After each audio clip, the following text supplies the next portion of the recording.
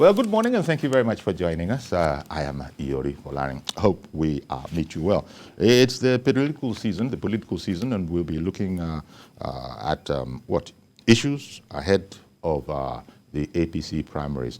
I suppose one of the main issues is the news that broke yesterday that APC has adjusted the dates of its primaries, especially for governorship, in fact everything, governorship and leading up to the big one. So now everything is going to be concluded in this month of May. DV, inshallah. Inshallah. There you go. My guest this morning, you just heard that response. That is Abdul Hakim Omolaja Animashaun. Mr. Animashaun is an APC aspirant for House of Representatives, talking about the Lagos Mainland Federal Constituency. And on my right is Mr. Abayomi, Mr. Ayobami. There's a difference between Abayomi and Ayobami. A huge difference. This is Yoruba language. Mr. Ayobami Oyalowo. He's a political economist, spokesperson, as a matter of fact, for Nigerians in diaspora, and himself an aspirant for the House of Representatives. He will be asking the good people of Ogbomoso Federal Constituency in Oyo State to indeed send him to the House of Representatives. Right? Yeah, well, we hope. No. For instance, when you say that, for instance, as we know, when we're talking about you listen to Ashwaju. Ashwaju is saying, look, I'm sure. Nigerian politicians, I'm going to be there. We need to learn that it's not. You see, what we've had in the past has been. It's a matter of life and death for with apologies to former President Obasanjo, exactly. a So do or die need affair. to understand that it's not a do or die affair. If the intention is actually to serve, if the intention is to really bring goodness to the people, I don't think one must go in with the mindset that it's either I get what I'm looking for or we all die. I don't think it's a good way to see things. And I couldn't agree with you more. In fact, how about you? It probably is the way you well, look at it as well. I would align with its position on what the mindset of aspirants should be with respect to contesting the election. But over the years, you find out that the reason why aspirants are so desperate or candidates are desperate is because for a lot of people, it's a sort of livelihood. It's employment for them. Exactly. In situations where you have professionals, people with means of survival, they see it as call to service. And if at the end of the day the electorate decide otherwise, they have something to fall back on and they try some other time. I don't even think it's fall back on. You have something you are doing. You have to have your have a job. life. You have I agree with you, but just adding, it's not even falling back on it. It should be your life. Politics should not be a vocation. It's not a profession. It's not a job.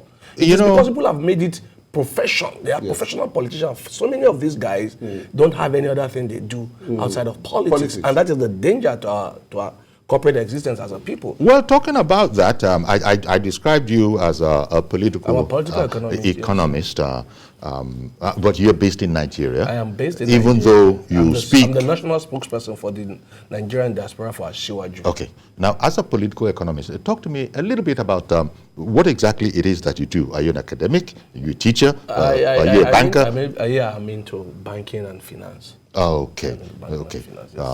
And my can I ask the same question? Well, you people are never short of market.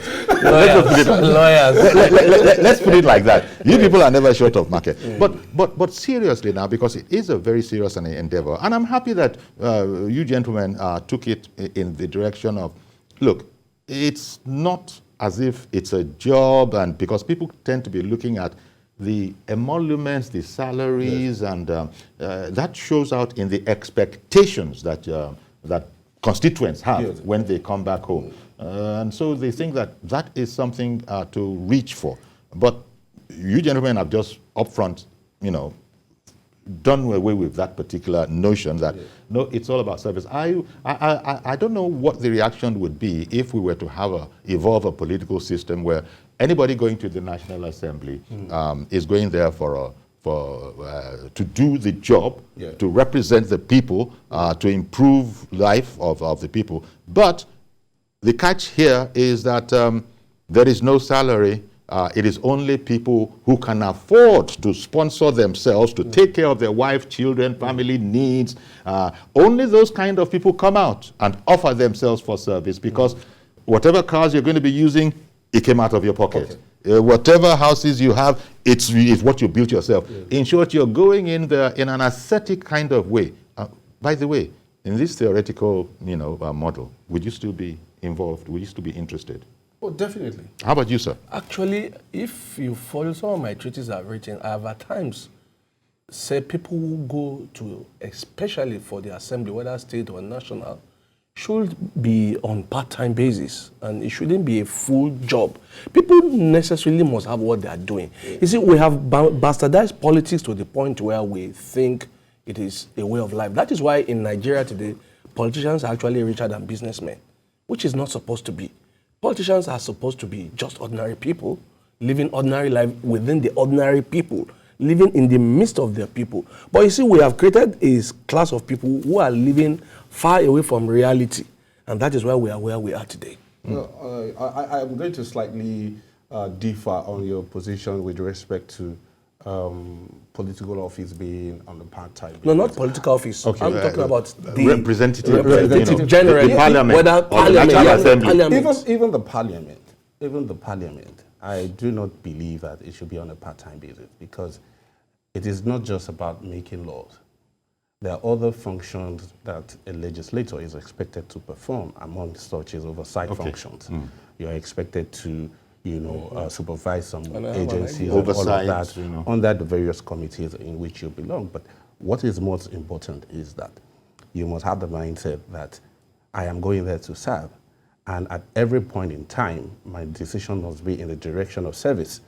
As a result of that also, you must put in place programs and initiatives that would justify the confidence reposed in you by the electorate. Indeed. On the basis of that, if you have a legislative agenda that captures the mindset of your constituents, there is no way you would not be preoccupied year in, year out, in such a way that at the end of the day, your constituents will benefit immensely from your. So on the basis of that, it will be a disservice, you understand, or shortchanging the electorate by making it a part-time, because at the end of the day, the little will be done. Okay, I know you want to come in, but let me just quickly check.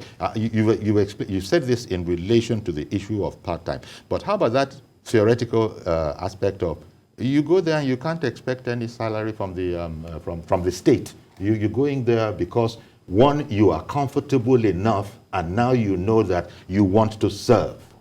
How about that idea about there not being any payment? Maybe something like 12,000 naira a year. No, maybe for me. Well, if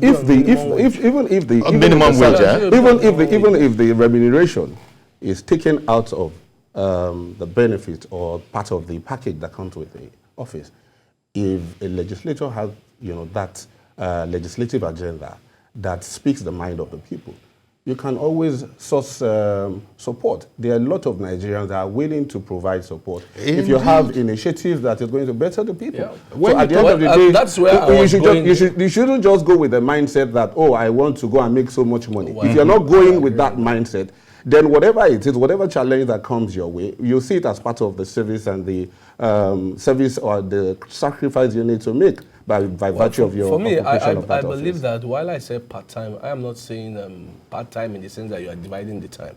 But part-time in the theoretical way where you don't earn this, till today, nobody knows how much a Nigerian legislator earns. True. Nobody knows. So when the salaries are known clearly, and then there's a limit which you cannot cross in terms of salary and remuneration, then when you talk about the oversight function and other things, then you can be paid for such specific period where you're actually doing, because the oversight function is not every day. Okay. It's not something you do daily. So when you are doing that, you can be paid a certain amount, certain allowance, travel allowance, hotel allowance, and all those things. The way it is done in proper organization. You guys are see, the opaque cheapness of, Yes. of what is being paid and the amount of money we keep hearing is why people would rather die than lose an election. Should you succeed in your endeavor, I'm guessing that you might also find yourself, falling in line. If you have the numbers, Wait, if you have the numbers falling to in line, convince the because when you others. get there, they say no, that's not how it's done, and because you're going to have to conform. Okay, sir, Uncle Yori, let me tell you something. If you all the times I've ever got the opportunity to be on TV, I've always told Nigerians that all these young people shouting they want to be president, this is where the mistake is. A lot of the young people who actually want to make change should look at going into legislative arm of government. If we have a huge number of progressive-minded young people, then these issues will no longer be an issue because you have people of similar mindset. I don't know him until today, but you see that even though we don't agree in some areas, Yes. we don't have too much difference in our in our way of thinking. It tells you that if we have more younger people with bright ideas and progressive mindset, these are not going to be challenges that we will begin to deal with. What we've had is that a lot of people have turned the legislative arm of government into retirement homes for some kind of category of people, especially the Senate, for instance. Okay. The caliber of human beings there have all done everything. After they have been this, been that, then they go there to retire permanently. And it's unfortunate. As of now, it is still their right. Well, I'm not saying it's not their right, it is but this their is right. where the young Nigerians must target. They shouldn't all want to be president. Okay. This is areas where we should be looking at going in numbers so that you can actually effect the change. You cannot make changes by shouting from the outside. The only way you can make changes is to be part of the system. Well, don't let us forget one factor as well, that we've always complained about the government, we've always complained about the kind of politics we play here, but we've equally, we kind of ignore the fact that we are a reflection of our government. We are a reflection. We understand. It is the kind of people that we are that translate into the kind of politics we play and the kind of government that govern us at the end of the day.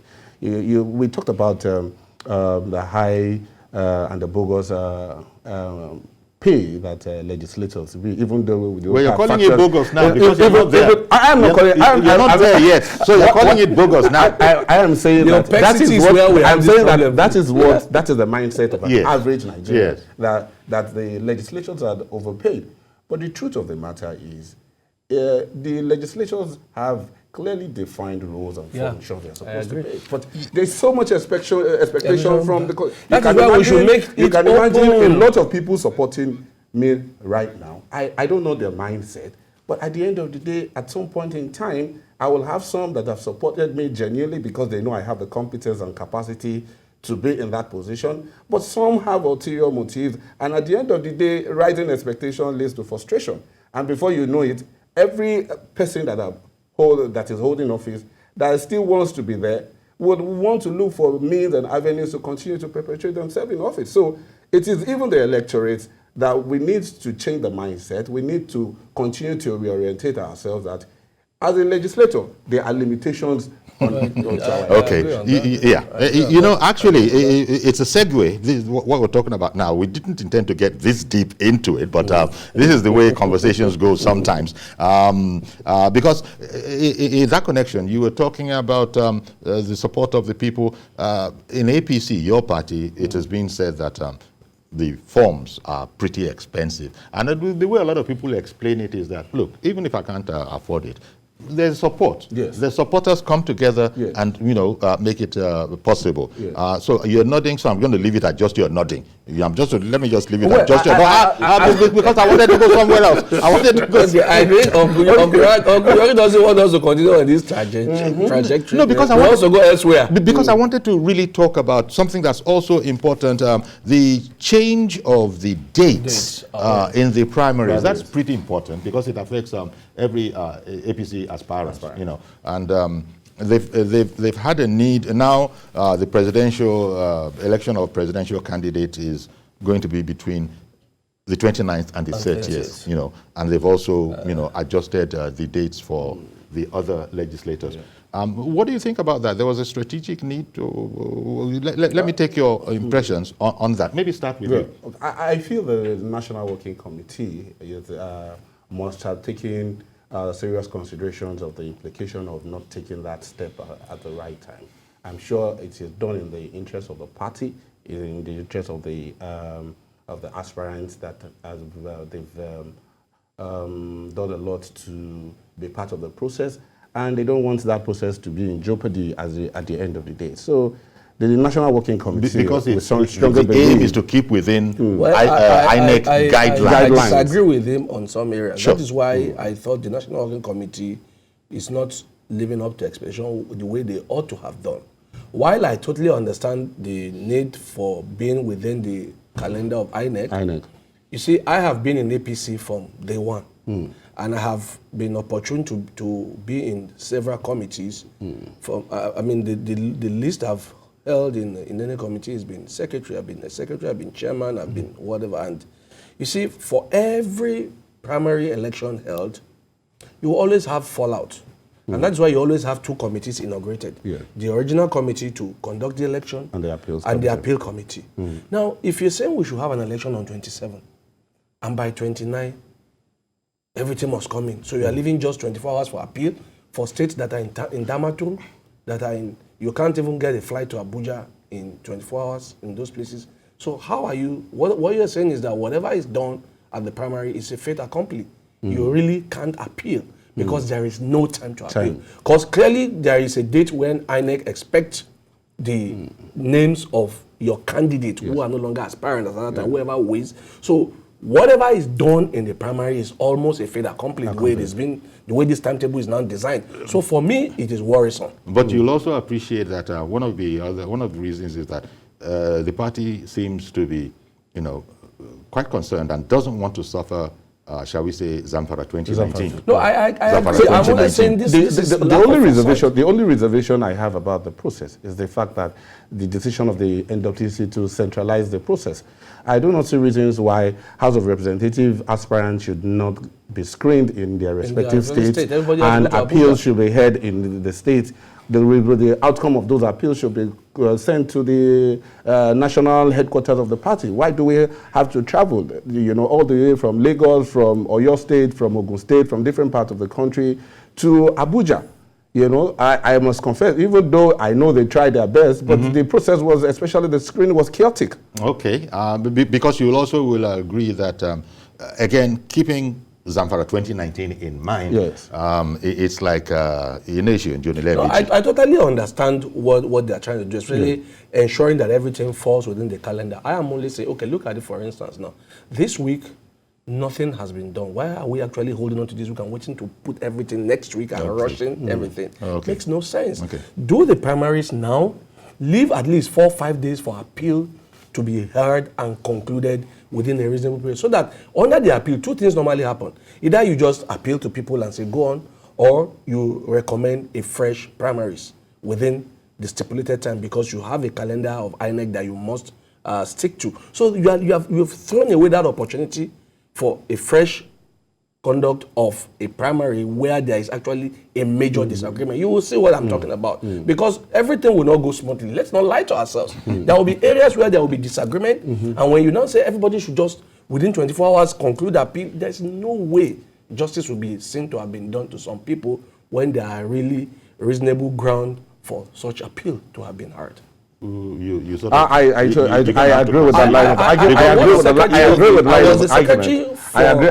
the line of argument that of the a timing, particular state in 2015. So I know exactly what I'm talking about. I agree with the line of argument that the timing is short because the justice delayed is justice denied. If at the end of the day somebody will now have to wait after a process has been concluded before he or she gets you won't even get any room for appeal. There's going to be slim chances of getting under that such circumstances. Everything's going to be rushed. We hope the National Working Committee are quite aware of these situations and they are putting into considerations possible solutions. At least I understand why they are doing the primaries for the president within 30th to finish on 30th of this month, so as to have enough room for whatever needs to be done for the presidential.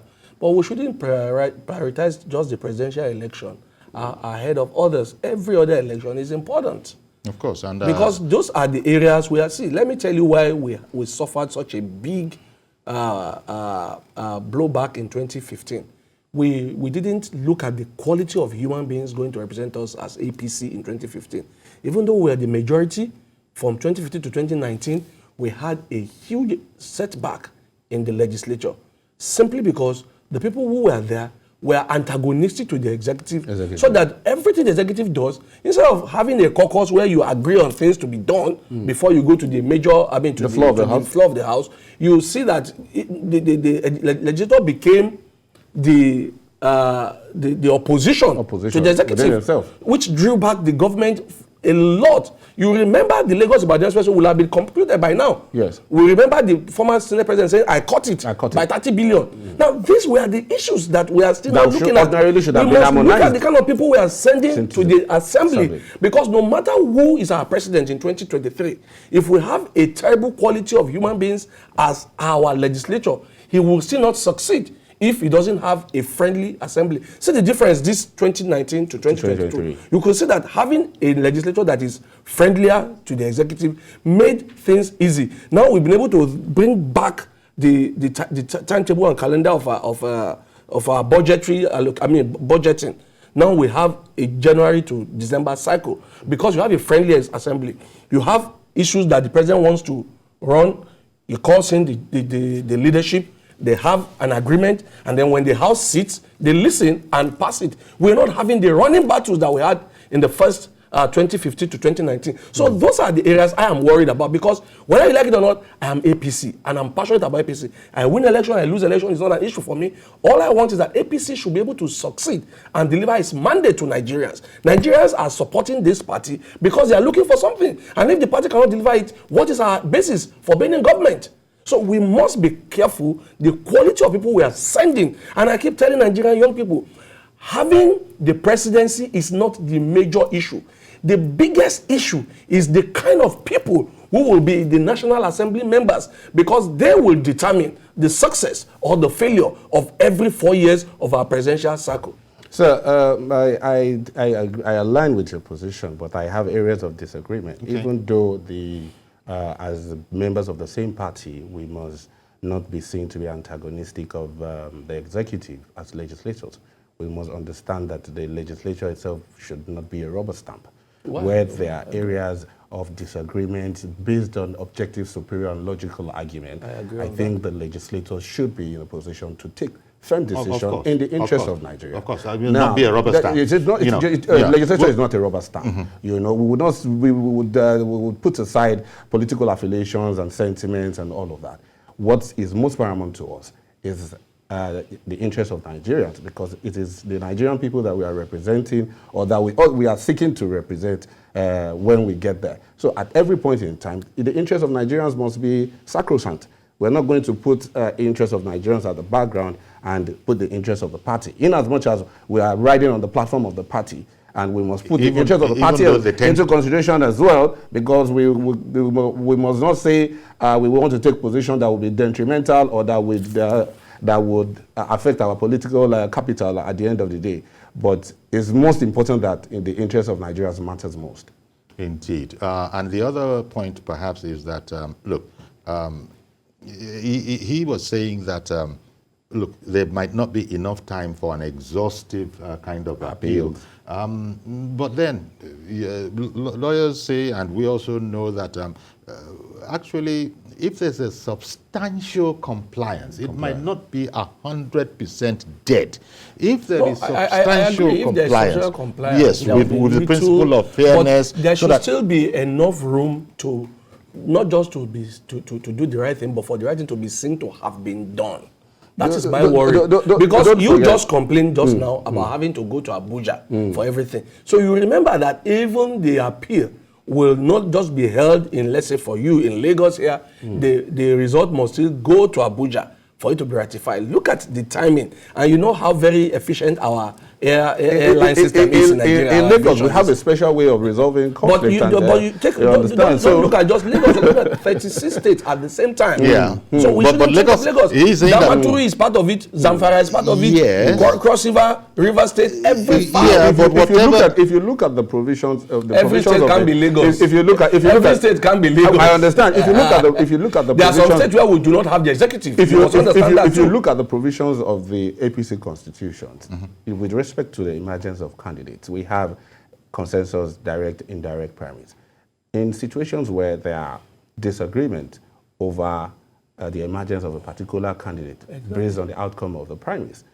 I think at that point in time, one of the reasons behind the consensus provision is that parties can now come together and find a common ground to reconcile. Do you have enough time for 24 hours to do that? Do you have enough time? You keep going back to the constricted space. I understand that it's a very, very short time, but nothing is possible unless you give it a try. Sir, I have sat on panels to hear this, so I know exactly what I'm talking about. The truth of the matter is that we are in a very tight corner right now. We box ourselves to that corner. We should have but that's the reality. That's the reality.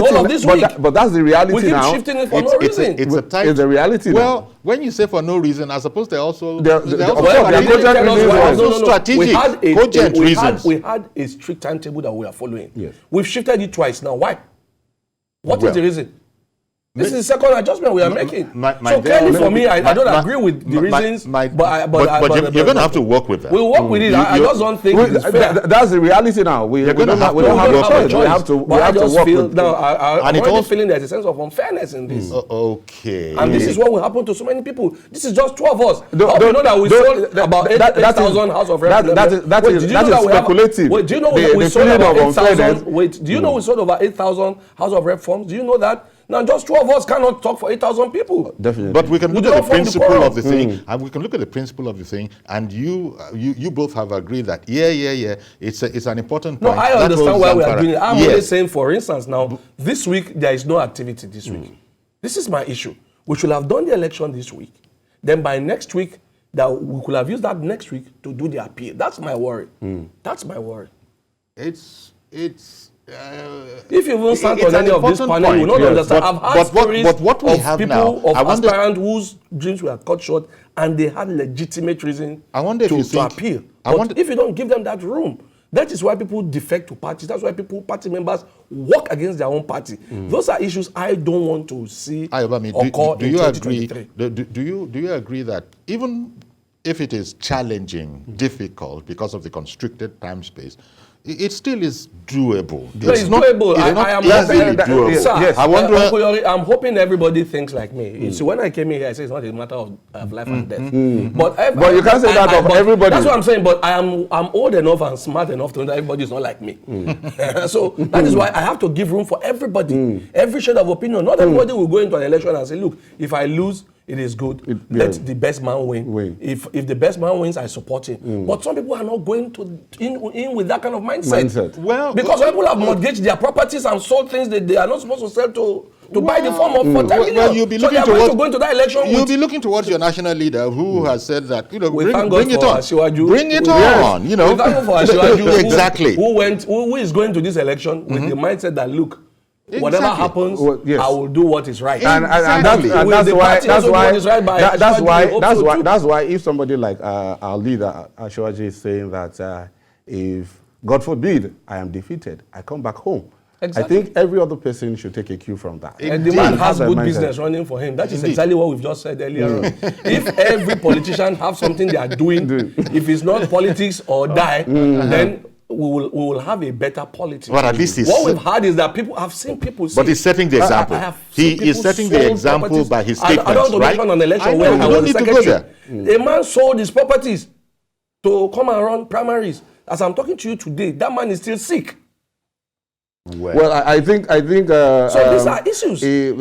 Aspirants taking such extreme. You remember even Asiwaju's form was not paid for by him. He was paid for by his please, gentlemen, if both of you are speaking at the same time, everybody's going to be the loser. So let's not be like those. So Abiodun is on the line. Good morning to you, sir. See now, you people, you spoke so much that Abiodun had to leave the line. It's our telecoms company. Let's beg them. To not waste any more time, Ada in Jos has been holding on. Good morning to you, ma'am. Hello. Hello. Good morning, Mr. Yorina. Wow, you have done us abracadabra number today. Okay. They're calling from Jos Plateau State. You know what? As far as I'm concerned, why the APC has decided to shift their timetable or whatever is because of one major reason is lack of internal parties democracy. If you like, give them 1 month time, they will still have issues. Another one is they are playing hide and seek with PDP. They want to, monitor them and know what to do their own outfit before they do their own or whatever. That's what I think. Okay. But generally speaking, I feel that anything that has to do with politics, the remuneration should be, drastically reduced so that it will be less attractive. All this do or die affair will stop. We will now have people who want to go there and render selfless service. Okay, now we're talking about funds. You can see that people are claiming that Humpty Dumpty. Let me just apologize to our viewers for that dial tone that is punctuating and interfering with your speech. So sorry about that. Please bear with us. We don't know what's going on, but Ada is speaking. That is the issue. So 100 million, is it a joke? And they are talking about, okay, you'll get there. I want to ask them, if they get into, if they succeed, what will be their own standing about output? I heard from the Helm of Affairs there, they are busy telling us not to disrupt primary. They are not interested that our children are on the streets protesting because of the prolonged strike. They are not interested in that. They are only interested in the primary. I just hope it doesn't metamorphose into another EndSARS. We are very slow to learn. God bless you. Let's not do up on this country. That's my take this morning. Thank you very much for your contribution, Ada. As I said, we apologize for that irritating dial tone. Technology is what it is. We don't know why that happened. But Ada brought up two things. One, the game of quote-unquote game of hide and seek with the main opposition party, the PDP. That's on the one hand. And then she also wanted to say, look, what do the gentlemen that are in studio, what exactly is their political orientation? What are their interests in our society and all of that? Okay, we'll come to that, but because a number of people have spoken on the issue of this strategic moving of adjusting of the timetable. Is it not a hide and seek game with the PDP, so-called? That is hide and seek, so-called. Well, I don't know the reason behind that notion that it is as a result of APC trying to play hide and seek. And from my own point of view, it might be on the basis of the region where candidates are going to emerge from either of the parties. But there's no two way about it. APC has decided that its candidate is going to come from the south, while the PDP has decided to throw their zoning arrangement into the trash bin. So for us, whether or not PDP holds their primaries before ours or after we conducted ours, it makes no difference at all. Our process has been, and wherever the presidential candidate comes from. So it's obvious that the bulk of those are contesting in APC are from the south. So there's no doubt about it that, and we're optimistic for people like us that our national leader Asiwaju is going to emerge at the end of the day. So I do not think there's any form of hide and seek in that. When he says it's obvious, I mean, has it been categorically voiced that it is coming? Well, for the south, yes. Yeah. You see, if you follow whether the southwest, south, southeast, the national chairman has always come from the south. Because our candidate was, and now he's no longer candidate, he's the president now, is from the north. So because we've been able to switch it over, and if you remember what Governor Nasir El-Rufai said, that there was a switchover from what the north used to get coming to the south, so it means clearly the APC is thinking of ensuring that his presidential candidate comes from the south. We don't really care what the PDP does, because they are the opposition, so they are supposed to worry about what we do, not we worrying about what they do. So we have, from the moment we shifted our National Working Committee, switched it over from what the North used to get to giving to the South, and what the South used to get to giving it to the North, it tells you clearly that we are thinking in a particular direction. And that direction is that the presidential candidate of the APC is going to come from the South. So now the South does not necessarily have to be not a south, southeast, or southwest. It's just a south. So now anybody in the south has a right to contest. And then we believe, like he rightly said, that the person that will win that primaries is no one but His Excellency former governor and Senator Bola Ahmed Tinubu, our national leader. That is the person we are hoping will win. Okay. However, we believe that the APC will put somebody from the south to take over from President Muhammadu Buhari, who is from the north, as it were. Because there are also northern aspirants. Well, we had southern aspirants. Let me get it from him so that it's sort of balanced. We should put in mind that even if the party, APC, have decided by provisions, by understanding that, okay, this time around the candidate is going to come from the south, we must put into consideration the provisions of the Constitution, which is the ground norm, that gives everybody the right to contest, and any law that is inconsistent with the provision of the Constitution will be null and void to the ab initio. So if we're seeing the aspirants from the north contesting, they are only exercising the fundamental right granted to them by the provisions of the Constitution, in which the APC Constitution is inferior to. But politically, you understand, we all know that the arrangement is that the power shifts to the south, which is fair, which is just, and which will be in line with the decision, with the previous agreement by leaders of the party. Let me pick up on that part of his sentence, we all know, meaning, well, even Nigerians, and perhaps in particular APC members, we all know that it's to come from the south. But as I said, you note this against the backdrop of there also are serious contestants from the north. From the north as that's well. what I was going to say. Thank God you allowed him to speak. You remember in 2014, when we had the primaries that produced President Muhammadu Buhari, a southern candidate also contested. There were 5 contestants. Yes. We have President Buhari, we have Alhaji Atiku, we have Rabi Musa Kwankwaso, we have the late publisher of a leadership newspaper, and then you have Owele Rochas Okorocha, who is a southern candidate.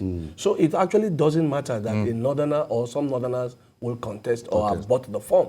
Buying the form doesn't mean they will naturally contest. Some of them will still step down. Some of them will still negotiate. Some people are buying the form just to be able to put themselves in a strong position to negotiate for whatever comes in. Everybody knows that it's all politics. Even though it is not stated expressly in our law, the APC is a party of reasonable human beings. And everybody knows that you cannot have 8 years of a northerner in President Muhammadu Buhari, and then you shouldn't have a southerner taking over from him. It will be unfair, it will be unequitable, and it will not be just on everybody. Good morning, Mr. George. Thank you for holding on. Go ahead, please. Okay, good morning, Uncle Yori, and good morning to your guests. Good morning. Good morning. Uncle Yori, I'm inclined to think along the same line with the gentleman on your right. If primaries and the intrigues that surround it from time is anything to go by, there would always be issues to be resolved after the primaries. Exactly. And since INEC is insisting that the date of 3rd of June is sacrosanct and it cannot change, wisdom demands that there should be room for resolution of anything that might arise from primaries. And that means that this week that we are, the elections should have been scheduled for it. Then the following week will be left for resolution of any issues that may have arisen from those elections. That is what wisdom demands. But I do not know the reason why the National Working Committee of APC is dilly-dallying. I hope it is not with a view to spinning out somebody again. Because if they want to play to whatever the PDP is doing, they will misfire. Why am I saying this? There is no way, even if PDP feeds a northern candidate, and APC tries to also feed a northern candidate, APC will lose that election. Nigerian voters will not, I repeat, will not vote for a northerner a second time, consecutively. That idea should just be written off. It cannot work. So they should take the decision they've already made for a southern president. Let them stick to that. That is what will work. That is what is popular. That is what is feasible for the, and if they are reading the mood of the country, that's what will work for them. And let them just go ahead, irrespective of what PDP is doing. doing. It's just an advice. You don't have to take Exactly. Thank you. Thank you. Thank you very much. Okay. Who did I speak with last? Because both of you are so active. That I'm No, you can take from anywhere. It doesn't matter. you know, because he was agreeing with you, but the still is the contentious, is it vexatious issue of such a very, very narrow window to. Well, I don't think we should go into that again. We've already to- thrashed that extent. that seems to be like the I said, only on Kuyori, problem. like I That's the only said, problem. that's the reality now. But that's the reality that That's the you reality, people yes, have to yes. work with. Whichever way, we just have to go along. And Well, follow. I think we should just be more into the candidature of who the presidential candidate becomes. Exactly. Becomes Let me go back to, because Ayobami, I'm the spokesperson well, apart from that, you will be contesting for the House of Representatives from the Ogbomoso federal constituency, and you will be doing the same from Abdul Hakim. From mainland. Animashan will be, coming in from the mainland federal constituency. Ada wanted, Lagos mainland. Federal. Lagos mainland. Ada wanted to know, so just as I was saying that, Ada wanted to know what exactly are the persuasions of the gentlemen themselves should they end up in office. But as I was saying that, Olowo Shago called in. Good morning to you. Good morning. Good morning. Please go ahead. Please, I'm enjoying your program. Oh, thank you very contribute much. to the program. Okay. Did you want to contribute something? For me, Korodu, Okay, sir. Go ahead and have your say. please, I want to just comment. I want to comment about the primary Go on. of APC, Yes. because there have to be time for the appeal. So, Well, Yes, we're about the appeal. stuck with what we have. There is no more time than. No room for maneuver. That point has been I want to exhaustively adjusted. contribute But you about think the it's a appeal. problem? but there have to be time for appeal in the primary. So they have to look at it very well, because that is what is to cause trouble in the party. Okay. We'll try to let it not Okay. cause trouble. Okay. Exactly. Yeah, Because we'll try to- when you we'll look all at try to be when you as, look at the lie patriotic of the to the ground, party as- when you look yeah. at the lie of the ground, and you've already said that Well, there's really nothing we can do about there's it. nothing that they can do about it. So everybody should just So go into everybody's it going to have to I do their think, best. I think the box stop on the table of the leaders of the party right now, because of the time, the very, very short time we have. I think they need to. Just try There's to a be need as fair as for possible. lot of stakeholders meeting and I don't know how to call it, understanding among aspirants, and the conduct of primaries should have some semblance of fairness. Whoever is going to emerge at the end of the day must have some degree of acceptance from other candidates from other areas. Aspirants. For instance, in my own local government, the basis upon which I'm contesting is the fact that since 1999, Lagos mainland is divided into Ebute-Metta West, Ebute-Metta East, and Yaba. Now, since 1999, we've not had the opportunity of holding any elective office, be it chairman, be it House of Assembly, be it House of Representatives. Even if we look at the political equation as it stands, the House of Representatives is from Yaba, the House of Assembly is from Ebute-Metta East, the chairman of the local government is from Ebute-Metta East, the vice chairman of the local government is from Ebute-Metta East, the party chairman, LGA chairman, as we speak now, is from Ebute-Metta East. So at the end of the day, Ebute-Metta West has been left out of the equation for over 23 years. Let's quickly address that question that posed. What are your political persuasions? What is your agenda, so to speak? Okay. Do you have a pet agenda that you're just looking for a platform to articulate and even execute? Okay. Now, for me, it's a legacy of continued service to the people, because I've had the opportunity to serve as special assistant to the governor of Lagos State on youth and student affairs. I had an organization called Youth Earnestly Asking for Good Governance, and through these organizations, we have organized several community development programs in which we intend to expand and improve on by the opportunity the officers created. Recently, we created an education intervention and scholarship scheme for indigent students in Lagos mainland local government. Now, the practice is every year, GC forms are being distributed, JAMB forms are being distributed by various public office holders at some point.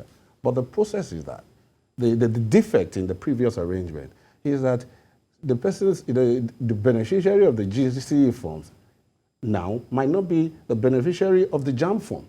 And we felt that it should be a continuous process.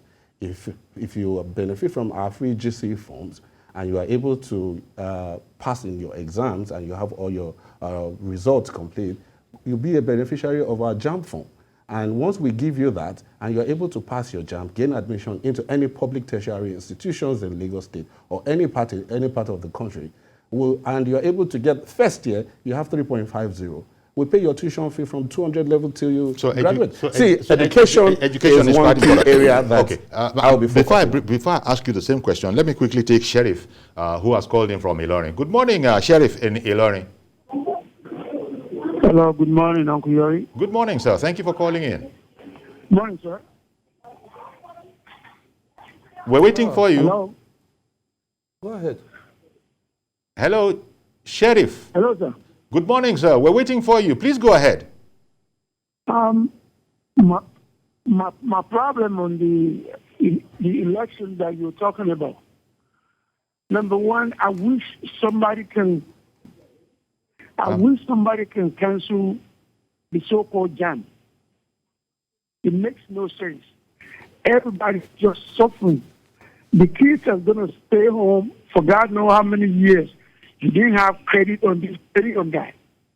Then they're going to go to the university for 3-4 year course. It end up to be 7, 8, 9 year course.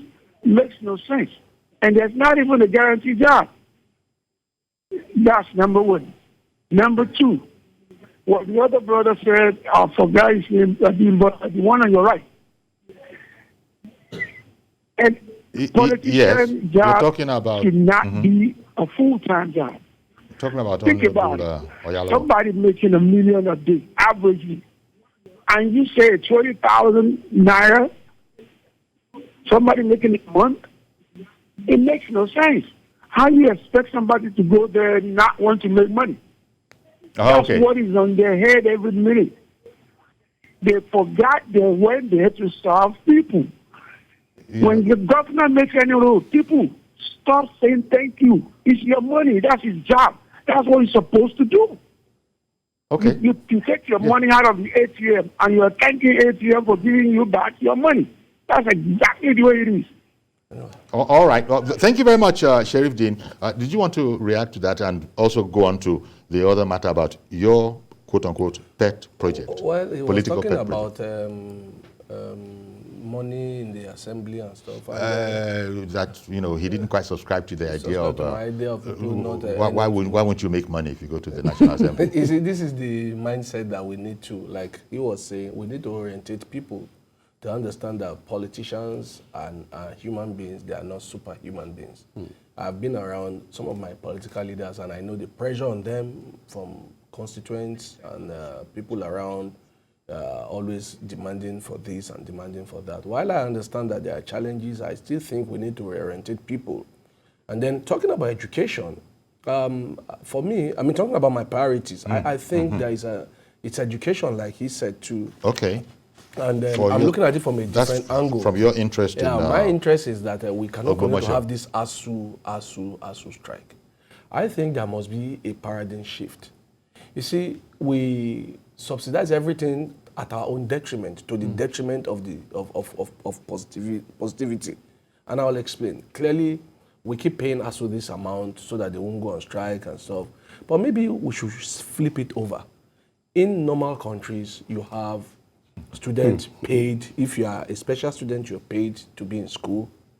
So I think the money should be moved around rather than ASU getting, I mean, you cannot tell government how to run a business and then you are still being paid by the same government. Okay. So government should continue. We're going to have to leave it there because you've actually, stated the premise, and I hear that as well. Time is not as it never is. It's never friend, yes. But I want to thank you two gentlemen, Mr. Ayobami Oyalowo, House of Reps aspirant, Ogbomoso in Oyo State, and Abdul Akim Amalaja, Animashaun, same party, aspirant for the same National Assembly, House of Assembly, House of Representatives for Lagos Mainland Federal Constituency. Thank you very much, gentlemen. It's been quite, illuminating, and thank you for your, sort of analysis on the shift, the adjustment of the APC primaries program. Thank you for having us. I'm sure. Thank you. If all goes well, we'll have you back and we'll talk about it some more. Yeah. Even if it doesn't go well, we're we'll have you going to back. be speaking on different issues. Exactly. On probably same issues that we've talked about, but from different perspectives. So that's our program. Good to see you again, Uncle. Thank you very much. see you, Uncle. Same here. Thank you. Thank you very much. So that's our program today. Please join us tomorrow for a fresh edition. I'm Yori Folarin. Bye-bye for now.